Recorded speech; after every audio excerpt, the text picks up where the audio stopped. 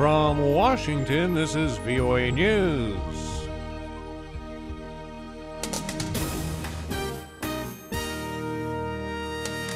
Deadlock in Syrian peace talks, polio surge in Afghanistan. I'm Ray Kouguell reporting from Washington. United Nations mediator Lakhdar Brahimi says no progress is being made in negotiations aimed at bringing almost 3 years of bloody war in Syria to an end. The two sides remain far apart, as we hear from Lisa Schlein in Geneva. Looking weary, UN mediator Lakhdar Brahimi describes the start of this week of talks as laborious. He says the two sides remain stuck on the same two basic issues. Brahimi says the government delegation is bent on talking about violence and terrorism, while the opposition wants to discuss moves toward establishing a government of transition.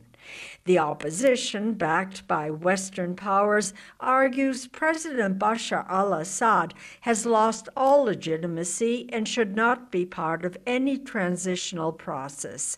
Syrian government delegates reject any effort to remove the president. Lisa Schlein for VOA News, Geneva. Algerian state television says 77 people died when a military plane slammed into a mountain near the northern city of Constantine Tuesday.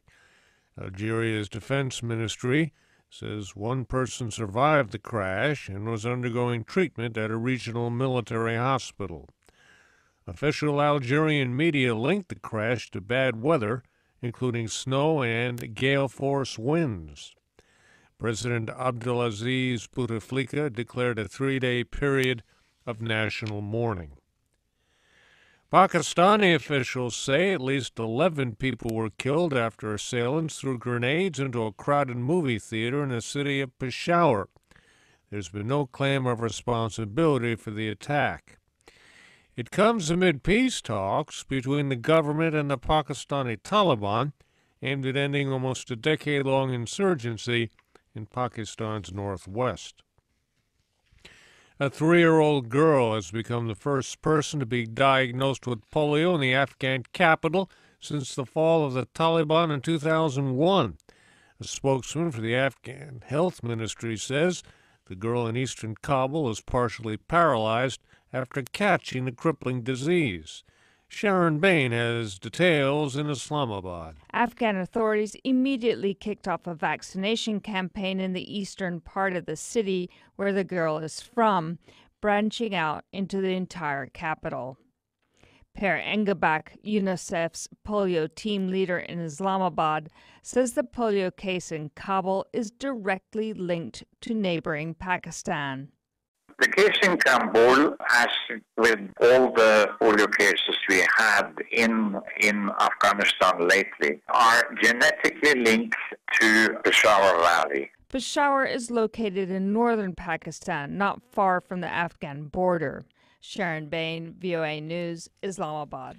President Obama praised the enduring alliance between France and the United States while hosting French President François Hollande at the White House Tuesday.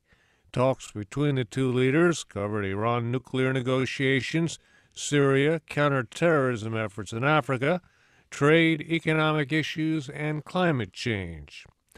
Mr. Obama is honoring Mr. Hollande at this hour with a state dinner, his first during his second term at the White House. Taiwan and China have held their first high-level political talks since their civil war ended 65 years ago. The Tuesday meeting in the southern Chinese city of Nanjing comes amid warming relations across the Taiwan Strait.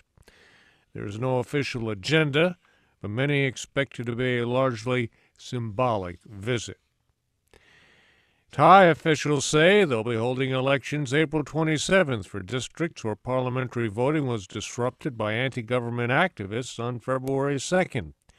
The Election Commission says the rerunning of the vote will leave Prime Minister Yingluck Shinawatra in charge of a caretaker government with limited spending powers for at least 2.5 more months. A spell of warm weather is disrupting events at the Winter Olympics in Sochi, Russia, presenting a challenge for Olympic organizers with temperatures forecast to rise again this week.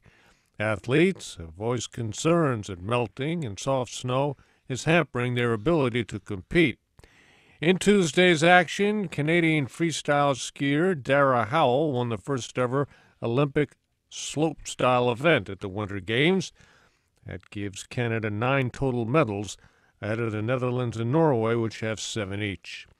Shirley Temple Black, the child star who lifted the spirits of American movie audiences during the Great Depression of the 1930s, has died at the age of 85 of natural causes.